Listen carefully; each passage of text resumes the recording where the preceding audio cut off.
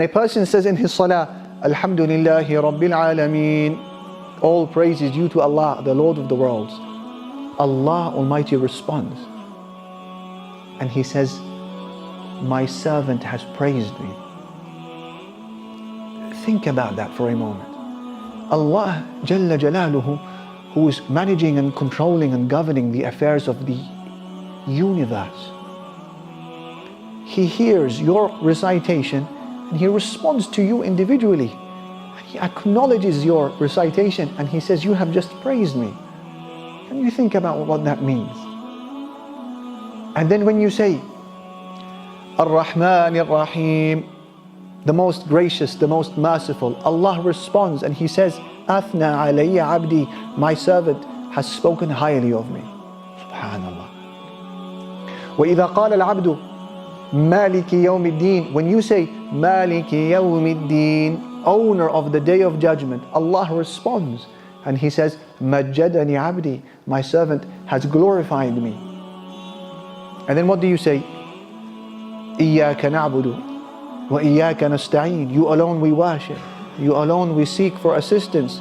Allah responds and He says, هذا بيني وبين عبدي ولعبدي ما سأل, this is something between me and my servant and I'm going to give him what he asks for. There is a request now that is coming up, and what is the request you're going to make that Allah has promised that He's going to give you? It is Ihdina as-sirat al-mustaqim, guide us to the straight path. The greatest request that can be made, guide us to the straight path, keep us firm upon the straight path, allow us to die upon the straight path. If that one dua is given to you in your life, you are successful in the dunya, you have prospered in the hereafter. صراط الذين أنعمت عليهم, the path of those whom you have conferred your favor upon. غير المغضوب عليهم ولا الضالين, not the path of those who have earned your wrath and not the path of those who went astray. And then when you say this, Allah responds and He says, هذا لعبدي ولعبدي ما سأل, this will be for my servant and I will give him what he has requested. La ilaha illallah. Ni'mah, to realize that Allah al-Malik is hearing your Quran, He is responding to you. And that's why some of our predecessors like Umar ibn Abdul Aziz, when he would recite Al-Fatiha, he would pause in a noticeable fashion between the verses of Al-Fatiha. Bismillahir Rahmanir Rahim. Pause. Alhamdulillahi Rabbil Alameen. Pause. Ar-Rahmanir Rahim. Pause. So they said to him, why do you do that? He said, كي أستمتع برد ربي, so that I can experience the bliss and the joy of my Lord's response. He's understanding these meanings and he's living with it and interacting with it. My Lord is responding. I don't want to rush Al-Fatiha. And that's why Ibn al-Qayyim, he says, he takes an oath in the name of Allah.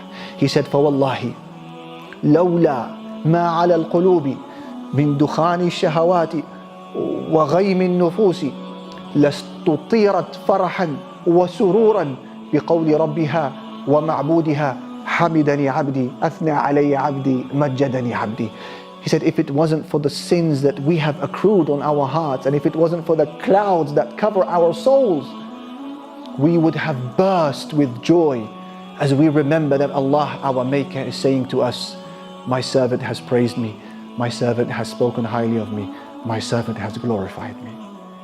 He says it's the ghaim, the clouds of sins that have accumulated on our rusty hearts that is preventing us from experiencing the joy that Al-Malik, Allah, Al-Ma'bud is acknowledging our recitation and responding to us personally.